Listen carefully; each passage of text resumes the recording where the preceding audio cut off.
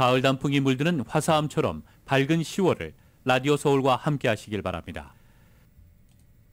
강혜신의 오늘의 미국.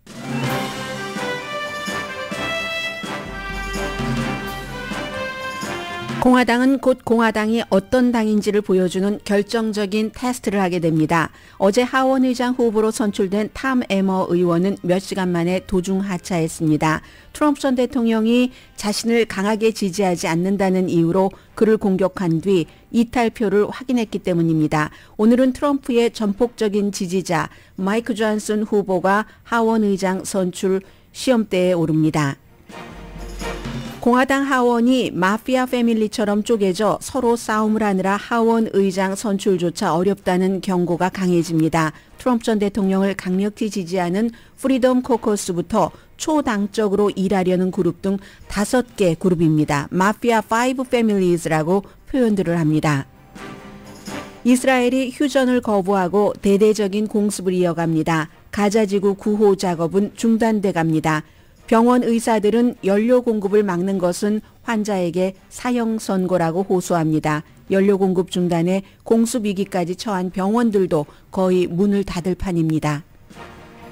미국 국무장관이 카타르 정부에 알자지라 방송의 반이스라엘 보도를 자제해달라는 부탁을 했다는 게 알려지면서 논란입니다. 미국에서는 보수 팍스부터 진보 매체까지 거의 친이스라엘 보도 방향, 여기에 대해선 말하지 않자 요르단 왕비가 이중잣대를 걷어치우라고 미국 매체와 인터뷰를 했습니다.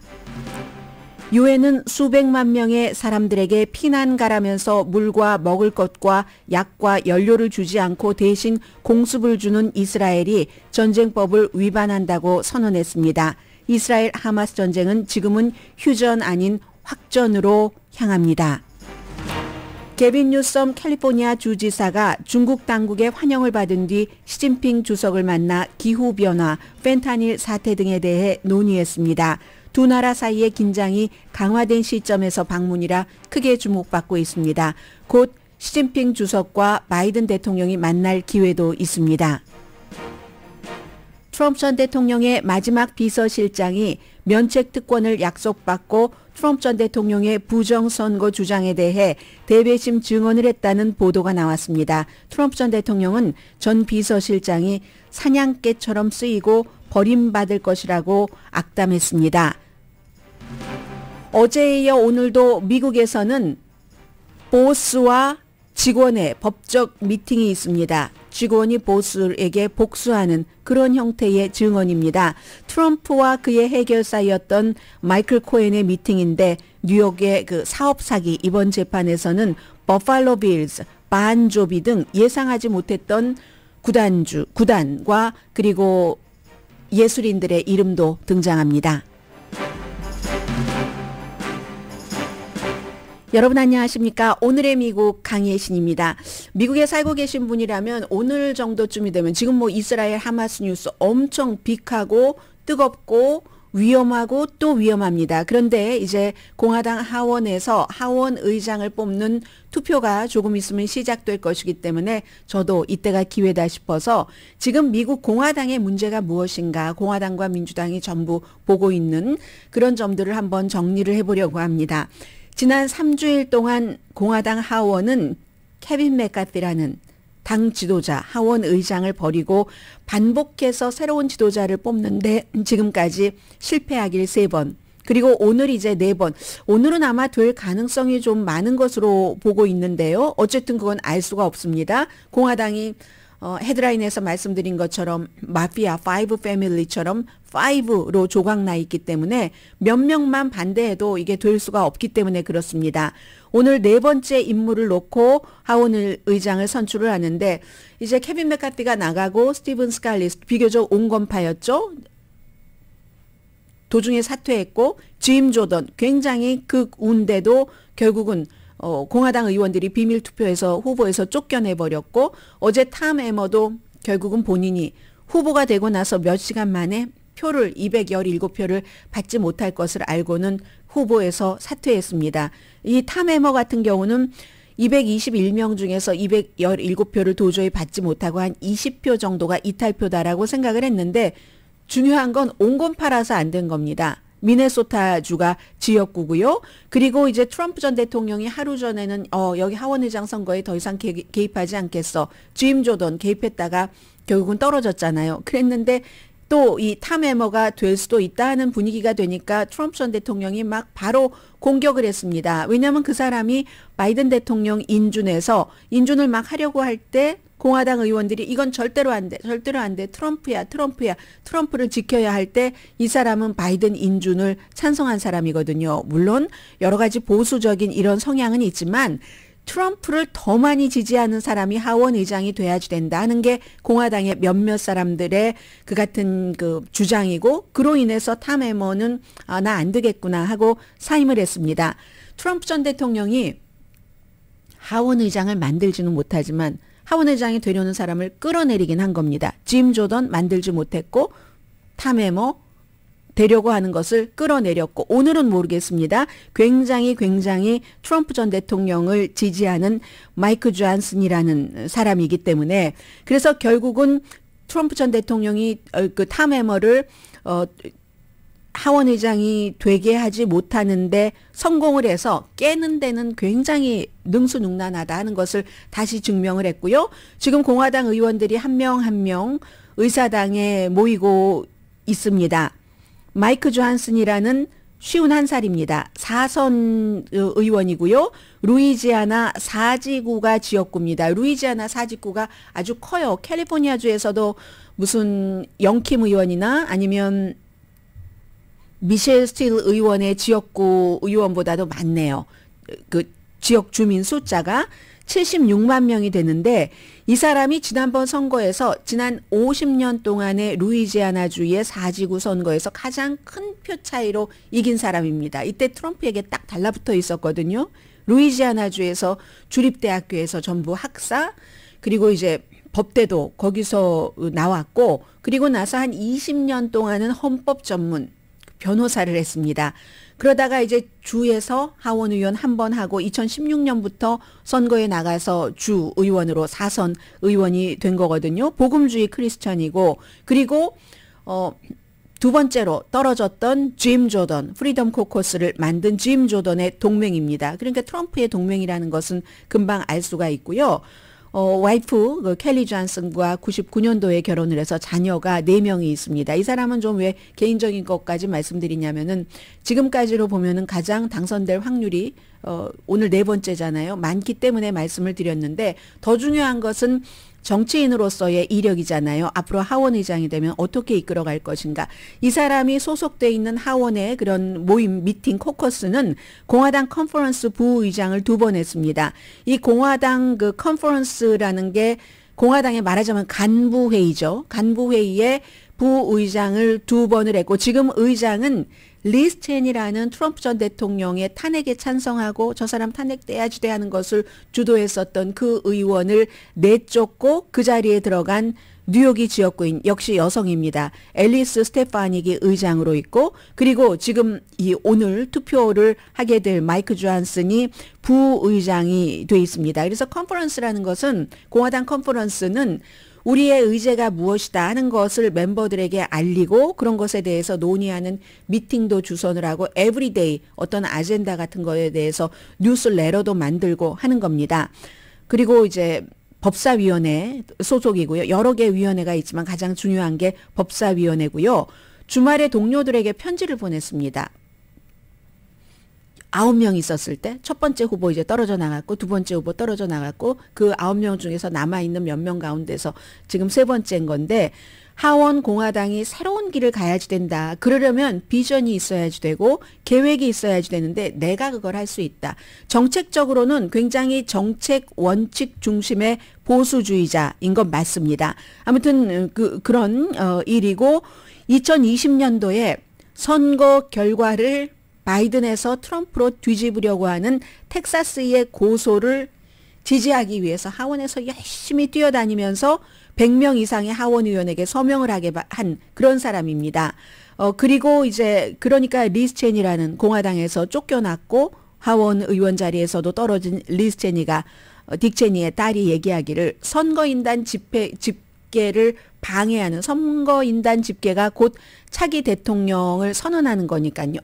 그걸 방해하는 가장 중요한 설계사가 바로 마이크 존슨이었다. 이렇게 얘기를 하는 거예요. 선거 결과를 뒤집으려는. 그리고 어제도 공화당에서 이제 기자들이 이 두 가지에 대해서 질문을 한 거예요. 텍사스 여기에 대해서 뭐 이렇게 하고 뭐 이렇게 하고 어쨌든 트럼프 편으로 굉장히 강력하게 일을 했는데 이게 질문이 나오면요.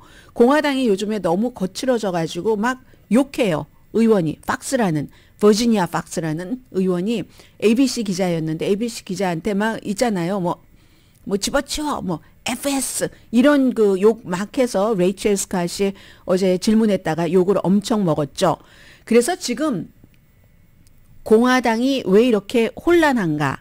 이 주요 혼란의 그 원인의 맥락을 오늘 아침에 그 뉴욕타임스가 잘 그 표현을 했던데 극단적이 돼가고 점점 이건 뭐 다 알고 있는 사실이고요. 공통 분모를 찾지 못하고 오래된 미국의 정치 조크라고 할까요? 저널리스트들 사이에서는 민주당이 항상 혼란하다였거든요. 그런데 최근에는 공화당이 혼란하다는 겁니다. 민주당은 눈에 띄게 기능을 하는데 아무리 알렉산드리아 오카시오 콜테스와 같은 그런 극단적인 극좌파가 있다 할지라도 결국은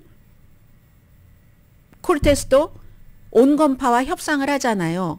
그래서 공화당의 지도부인 뭐 낸시 펠로시라든가 아니면 지금의 하원 원내대표인 하킴 제프리스 같은 사람이 지금 좀 돋보이는 거죠. 어쨌든 결론적으로는 하나로 묶네. 공화당은 이게 도저히 안 된다는 겁니다. 그걸 못 한다는 겁니다. 리더를 쫓아냈으니까요. 8명이 단합을 해서 쫓아놨으니까. 공화당은 아주 오랜 동안 기존 질서를 따르는 정치인에 의해서 리드를 해왔는데 그게 친비즈니스, 돈적으로, 그리고 종교적으로는 보수, 외교적으로는 강성, 그래서 국방비는 증강해야지 된다. 다른 것은 좀 재정적으로 책임 있게 하더라도 이게 공화당이잖아요. 그런데 최근에 주니어 멤버들이 늘어나면서 새로 선출되거나 뭐 1선, 2선 하는 사람들이 완전히 정책에서는 보수라고 하지만 정책에서 보수인지 극단인 건지 구분하기가 어려울 정도. 그리고 그 과정은 굉장히 극단적. 8명이 96%의 지지를 받는 사람을 4%가 쫓아내는. 그리고 또 이런 공화당에 새로 들어간 그 정치인들은 거의가 트럼프와 나란히 갑니다. 트럼프 추종파입니다. 또 하나는 파워가 그쪽으로 가고 있다. 어차피 나이 든 세대는 지고 젊은 세대가 힘을 갖게 되는 거잖아요. 그게 이제 최근에 공화당의 문제이고 밀 롬니가 책을 냈는데도 요즘 뭐 이 하원 선거라든가 아니면 이스라엘 하마스 전쟁 때문에 전혀 주목받지 못하는데 밀 롬니라는 온건한 공화당에 나는 다시는 선거하지 않고 76세인데요. 후배들에게 물려주겠어. 그게 우리가 할 일인 것 같아. 이렇게 얘기를 한 밀 롬니가 책에서도 어떤 면에서 나는 더 이상 나의 당, 공화당을 존중하지 못하겠다. 이렇게 얘기를 했습니다. 공화당 당내 분열을 Five Families라고 표현을 하는 사람들이 많습니다. Five Families 하면 1931년 뭐 이때부터 30년대 초부터 뉴욕에 있는 그 마피아 가족들 있잖아요. Five Families. 뭐 감비노 패밀리는 너무 잘 아실 테고 그리고 콜롬보 패밀리도 잘 아실 것 같고요. 보난노 뭐 이런 식으로 나머지 2개, 5개 패밀리처럼 공화당도 딱 5개 패밀리로 나뉘어져서 하원 의장조차 선출할 수 없다 하는 겁니다. 파벌. 한국에 무슨 뭐 더불어민주당의 친명, 반명, 온건. 그러면 국민의힘에 뭐 친윤, 반윤, 온건. 이렇게 한국은 막 3개 정도잖아요. 공화당은 지금 5개라는 겁니다. 5개요. 해서 첫 번째입니다. 프리덤 코커스.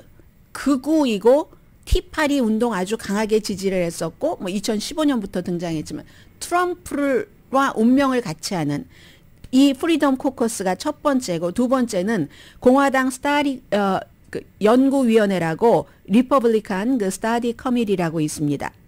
오래된 보수 그룹으로 가장 공화당의 이념적인 것을 가지고 가는 세력입니다. 세 번째는 메인 스트리트 코커스라고 해서 이제 공화당의 221명 의원들이 이제 본인들이 속해 있는 뭐 사법법사위원회 이런 것 말고요. 그 시스템에 따른 것 말고 본인들이 속해 있는 멤버입니다. 성향에 따라서. 메인 스트리트 코커스 하면은 왠지 돈과 연관돼 있는 것 같잖아요. 공화당의 기본적인 성향인 친비즈니스. 그리고 네 번째가 공화당의 가버넌스 그룹. 그래서 재정적으로는 보수지만 사회적으로는 온건한 이런 약간 중도적인, 나머지 5번째가 문제 해결 그룹 해서 Problem Solvers Caucus라고 돼 있어서 이 그룹은 초당적으로 일을 하려는 그룹입니다. 이렇게 5가지예요.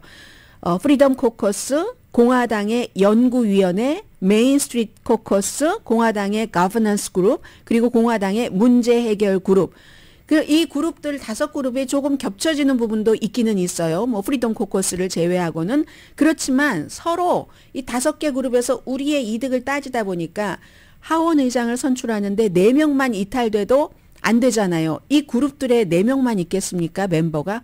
그래서 지금 힘든 겁니다. 너무너무 그 숫자가 적은 그런 그 다수당이기 때문에 선출하기가 어려운 거고, 오늘 이제 곧 투표를 시작할 텐데 투표 시작하면은 뭐 그다지 오래 걸릴 것 같지 않습니다. 첫 번째가 될지 두 번째, 세 번째가 될지는 모르겠지만 이 마이크 존슨이라는 의원은 트럼프의 정말 최측근이기 때문에 하나는 탄핵 재판에서 그를 보호하려고 열심히 일했고, 두 번째는 선거 결과를 뒤집으려고 너무너무 열심히 일을 했는데 게다 대고 복음주의 크리스찬이고 또 이제 짐 조던의 동맹이기도 하고 하니까 지금으로서는 이 사람이 될 가능성도 있다고 보는 것 같습니다. 민주당이 원하는 그림이 안 나오는 거죠. 온건파가 된다는 그림이 안 나오는 거고, 또 하나 패트릭 맥켄리라는 지금 그 하원 의장 대행을 하고 있는 사람에게 임시적으로 좀 몇 개월 주자 하는 그림도 뭐 나올지 안 나오게 될지 알 수는 없지만, 어쨌든 왜냐하면은 패트릭 맥켄리라는 지금의 대행은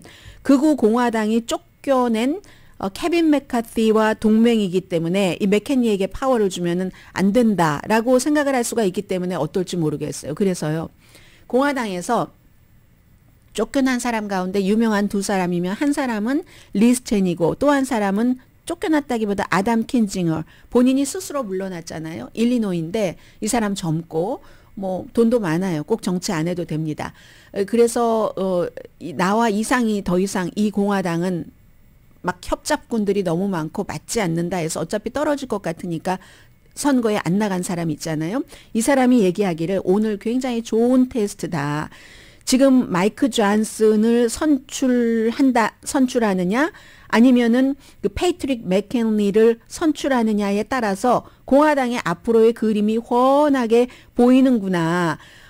패트릭 맥켄리를 선출해야지 된다고 생각하는 사람들이 많을 텐데 좀 꺼려할 뿐이다. 왜냐하면은 막 요즘에는 공화당에서 살해 위협까지 하고 있잖아요. 그리고 더군다나 아담 킨징어의 경우에는 이 마이크 존슨이 돼서는 안 되는 이유를, 이 사람이 원래 따지고 보면 그냥 평범하게 이제 그 사선 의원 처음에 출발은 평범하게 하다가 선거할 때 지난번에 뭐 50년 만에 가장 큰 표 차이로 이겼다고 말씀드렸잖아요. 그때 트럼프를 잡아야지 내가 이기겠구나 하는 확신이 들어서 필요에 의해서 트럼프에게 빠진 사람이기 때문에, 그래서 의사당 폭동 사건이 막 일어났었을 때요, 그 몇 시간 동안에 선거 결과에 반대하려고 막 공화당 의원들이 애를 쓰고 개표가 중단되고 했었잖아요.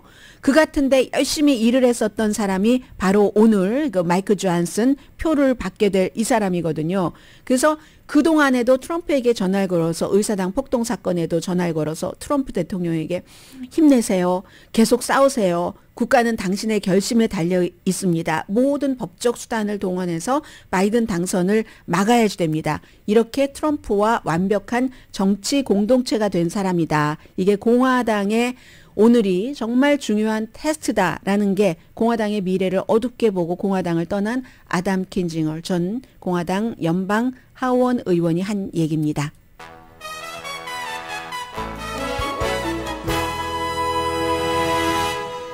오늘의 미국은 전문가가 추천하는 이민법, 가정법 전문 재인정 종합법률 사무소, 총 20억 달러 승소, 교통사고와 상해 전문 브라이언 타필라와 CG 변호사 그룹, 코지다운 갤럭시 이불은 잠이 솔솔 오게 하는 기능성 거위털 이불로 독일과 함께 생산합니다. 코지다운 갤럭시 이불 공동 후원입니다.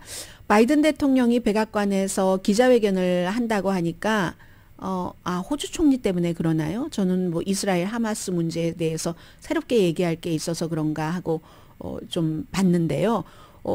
하마스가 이집트의 그쪽 국경을 통해서 미국인들은 내보내지 않을 것이다라는 얘기를 했다는 거거든요. 이것도 이제 뒤에 여러 가지 배경이 있겠죠. 이집트와 하마스 전쟁은 지금으로서는 휴전보다는 확전 중이라는 것이 분명한 것 같고, 그 사이에 미국에서 이제 미국 방송을 통해서만 이 사건을 보시는 분들과 다른 지역에서 또 다른 내용까지 접하시는 분들은 의견 차이가 굉장히 많으실 것 같고요. 아무튼 잠시 뒤에 보도해 드리겠습니다.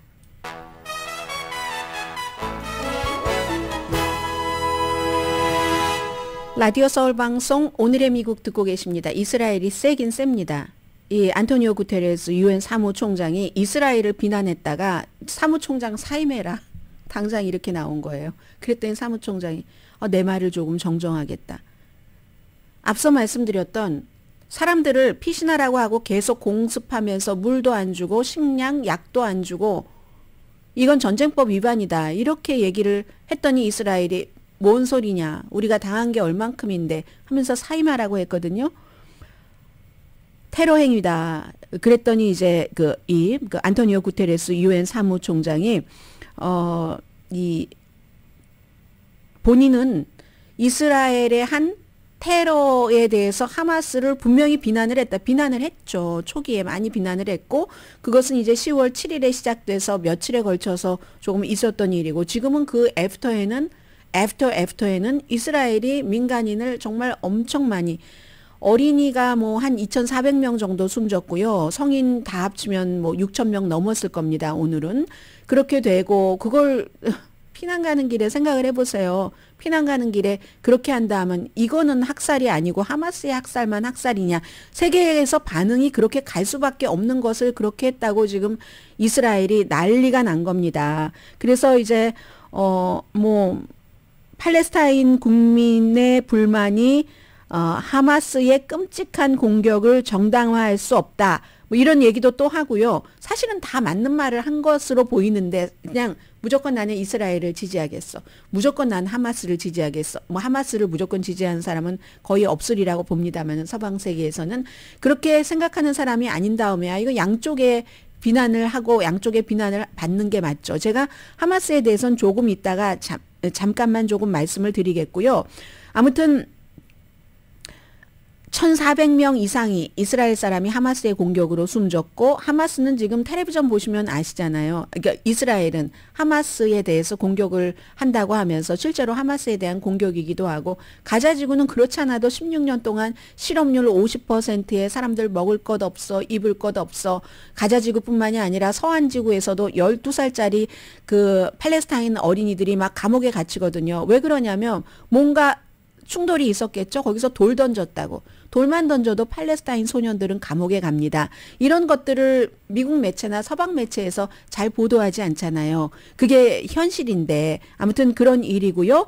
지금 하마스가 어제 이스라엘 관계자를 만났고, 헤즈볼라 리더들이 레바논에 있는 지금 탑 하마스와 팔레스타인 그 밖에 하마스를 제외한 지하드 그런 그 그룹 리더들도 만나고 있고, 텔라비브 이스라엘 쪽을 향해서도 이제 라켓 발사를 준비하고 있고, 시리아도 스물스물 움직이고, 미국의 국방부는 이스라엘과 같이 아이언돔을 구성한 거잖아요. 아이언돔을 그쪽으로 더 보내고 있는데, 하마스는 기본 자체가요.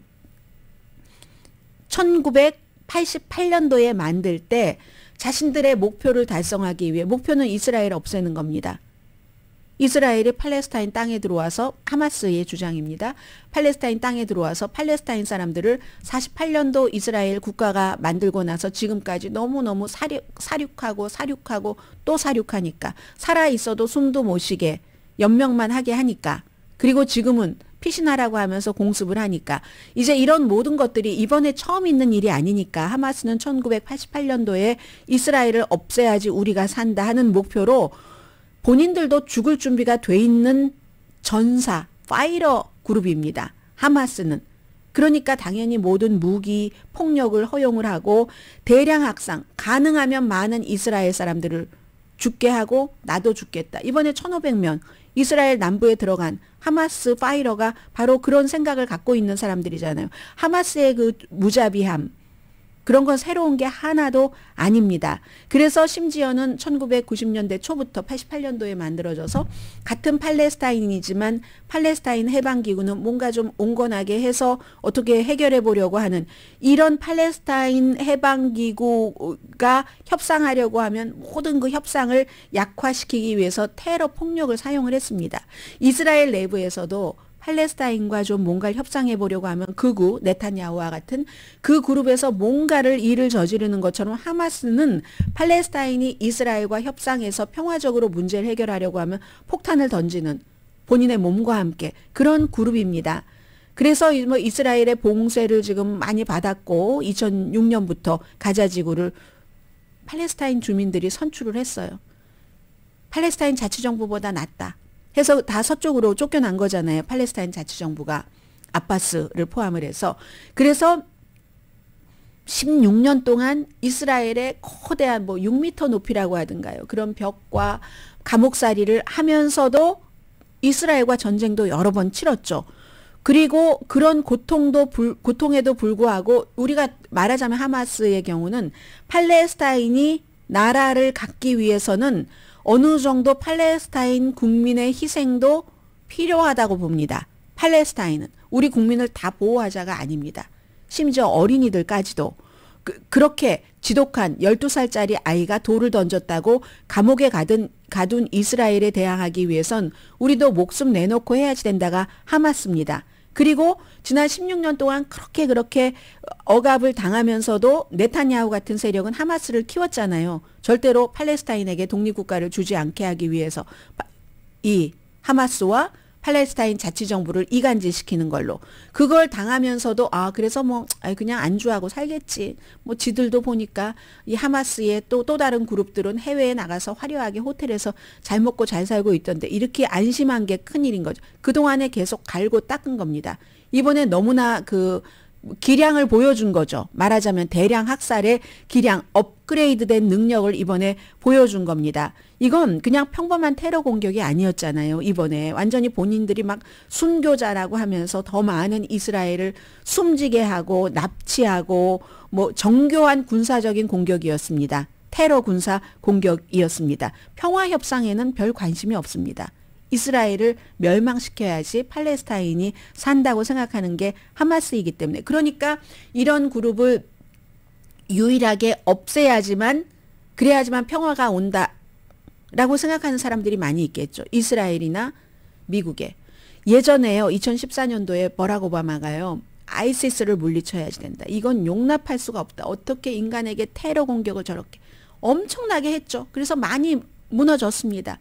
그렇다고 아이시스가 없습니까? 있죠. 아이시스라는 이름으로도 있고 또 다른 이름으로도 남아 있습니다. 지금 이스라엘과 미국은 그렇게 하마스를 완전히 없애버리겠어? 이런 생각을 한다면 오바마 시대에 했었던 그때와 똑같은 역사의 되풀이라는 얘기를 굉장히 많이 합니다. 하마스만 희생되고 팔레스타인 민간인이 희생되지 않으면 그런 생각을 하는 사람이 별로 없겠지만 하마스는 3만 명에서 4만 명, 많아봐야 5만 명인데 가자지구에 살고 있는 팔레스타인 사람들은 많게 보면 250만 명까지 되잖아요. 누가 더 많이 더 고통을 받습니까? 그래서 지금 이런 문제. 그러니까 이스라엘과 팔레스타인은 같이 살든지 같이 죽든지 이 두 가지만 있는 거지. 같이 살든지 평화로 협조하면서 양보하면서 아니면 같이 죽든지. 너 죽고 나 살자는 없는 겁니다. 네타냐후가 하려고 하는. 팔레스타인 너 죽고 이스라엘 나 살자. 특히 이제 나 정치인으로서 이런 건 절대로 없는 거죠. 그런데 이제 이런 때에 앤서니 블링켄 국무장관이 월요일에 앤서니 블링켄이 주이시잖아요.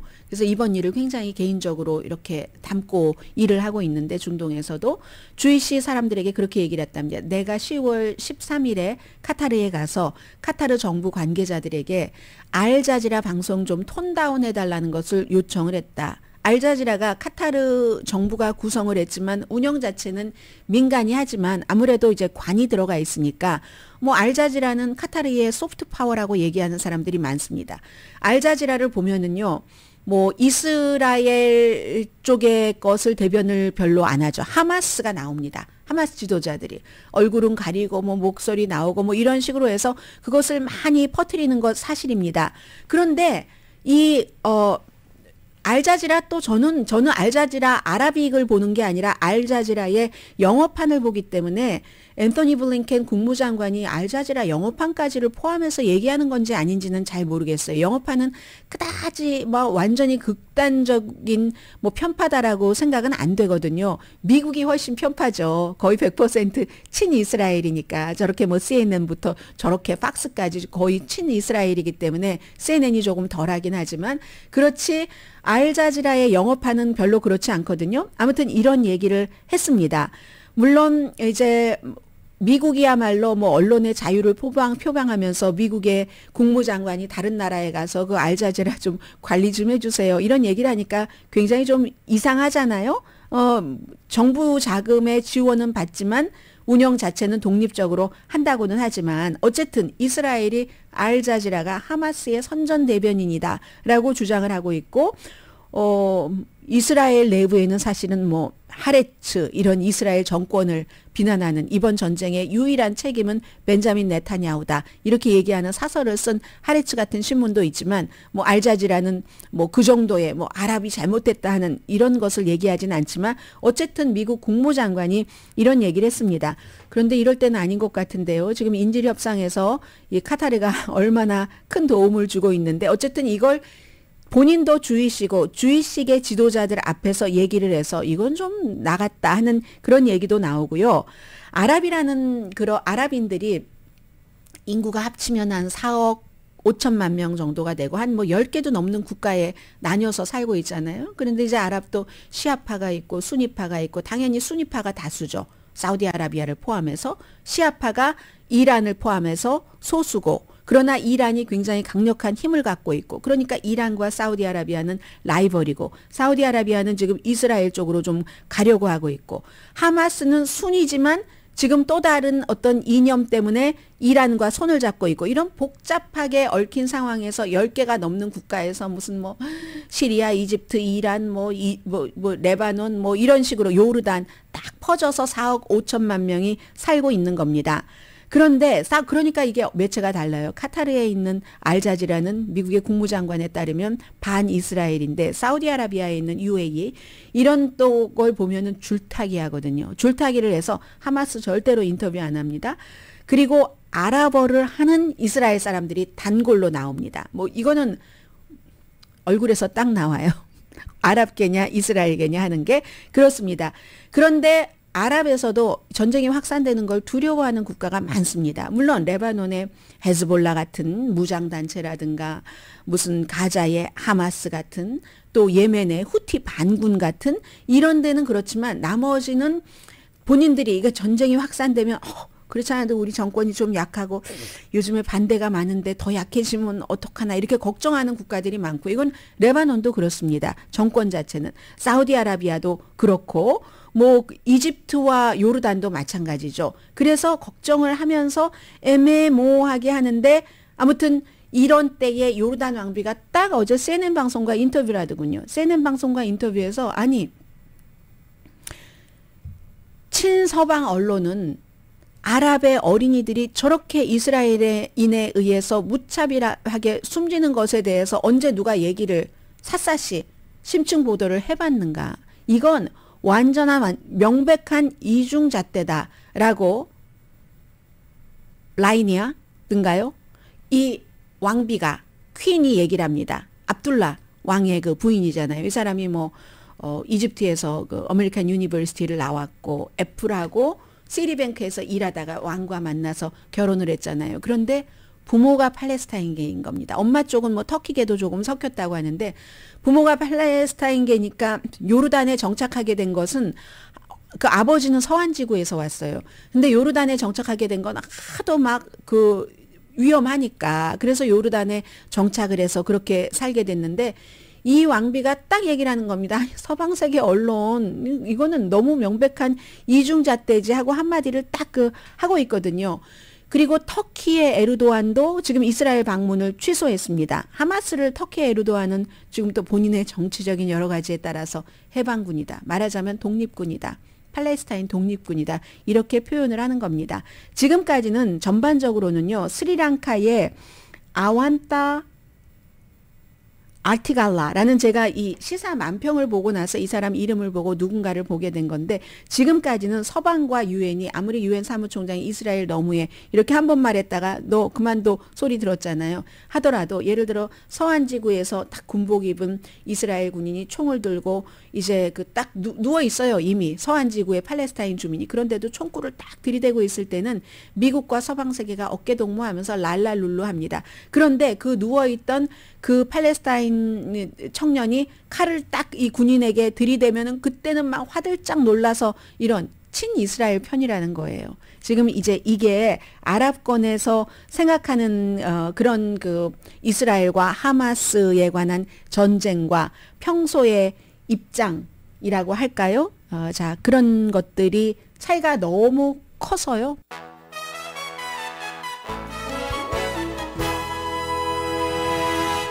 라디오 서울 방송 오늘의 미국 듣고 계십니다.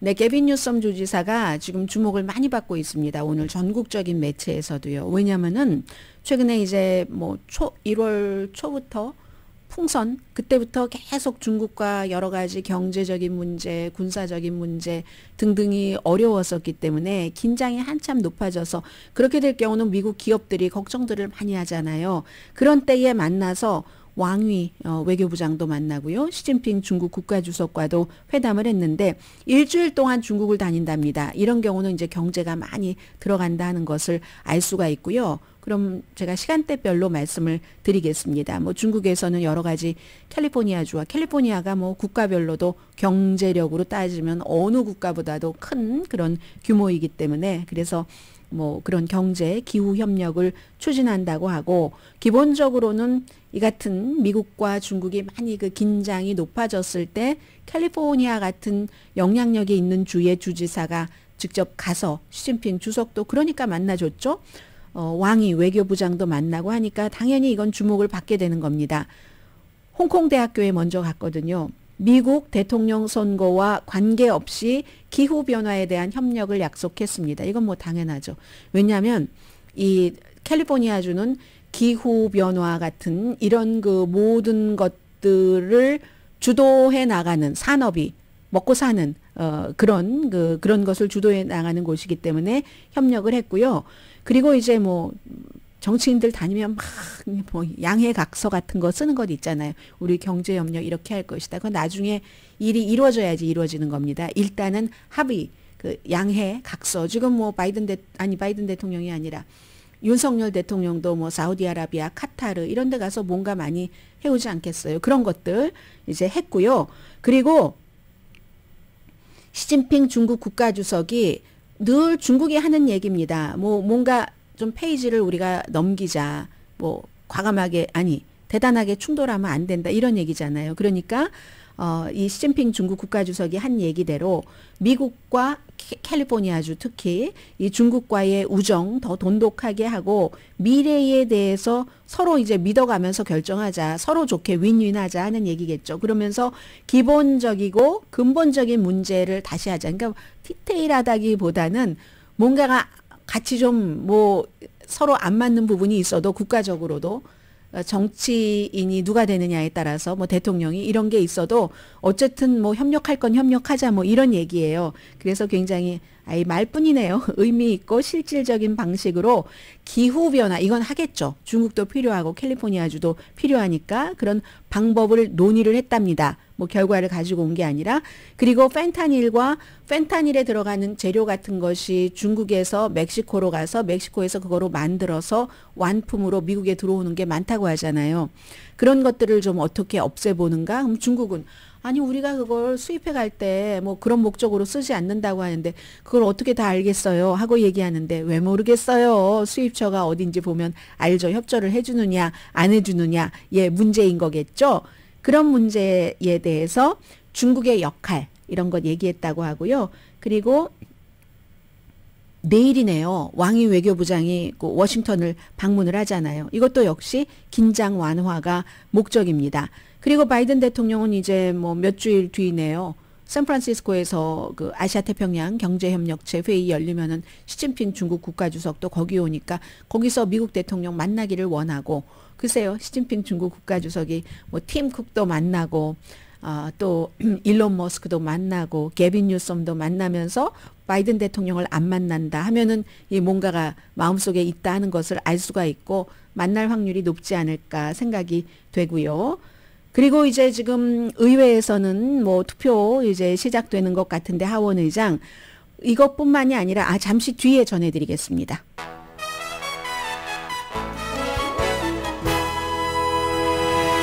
라디오 서울 방송 오늘의 미국 듣고 계십니다. 트럼프 전 대통령은 마크 메도우즈라는 전 비서실장이 면책 특권을 받고 트럼프 전 대통령의 이제 부정선거 주장에 대해서 대배심해서 증언을 이미 3차례나 했다 하는 얘기가 어제 ABC 방송에서 보도되니까 당장 어떻게 이 소셜미디어에 쓰냐면요. 당신의 돈과 가족은 영원히 사라지게 될 겁니다.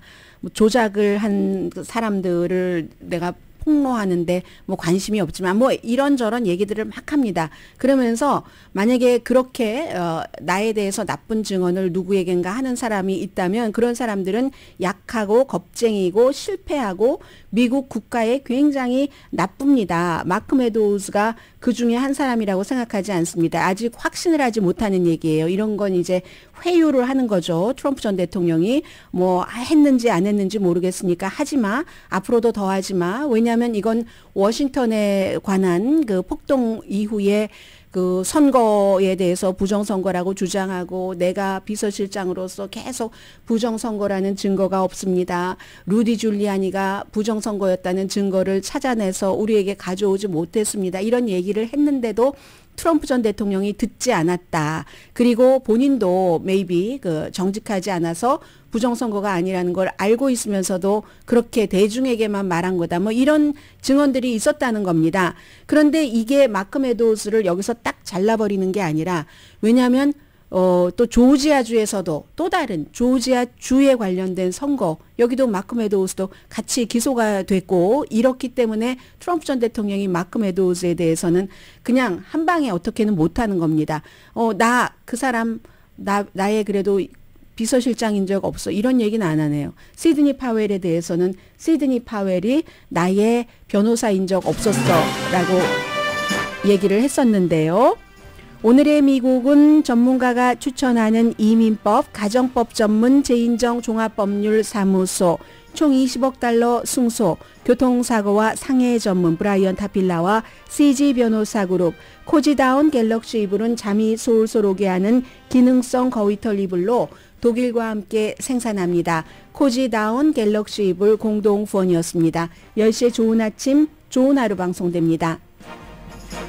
그리고 오늘 이제 뉴욕에서 이틀째 마이크 코헨과 트럼프 전 대통령이 뉴욕의 비즈니스 사기 혐의에 대해서 뭐 증인하는 그런 증인석에서 만나게 되는데 어젠 보니까 마이크 코헨이 본인이 변호사였었을 때 픽서였기 때문에 트럼프가 원하는 대로 불려라 하면은 계속 자산을 부풀릴 수밖에 없었다라고 하면서 10년 전에 그 뭐 버팔로 빌스가 팔려고 내놨을 때 트럼프와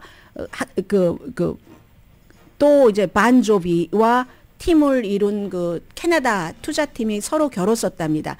그때도 내가 자산이 많다고 부풀리라고 했었다고 이런 얘기를 했거든요. 그래서 많은 것들이 지금 뭐 반조비가 나와요. 뭐 하키팀 구단주가 나와요. 뭐 등등 뭐 이런 여러 가지 얘기들이 나오니까 오늘도 어떠한 폭로가 나올지 모르고 하원에서는 이제 곧 새로운 하원 의장을 뽑는 투표가 시작될 것으로 보입니다. 뭐 얼마 안에 그가 그 트럼프를 지지하는 마이크 존슨이 될지 되지 않을지 결정될 것 같네요. 강희신이었습니다.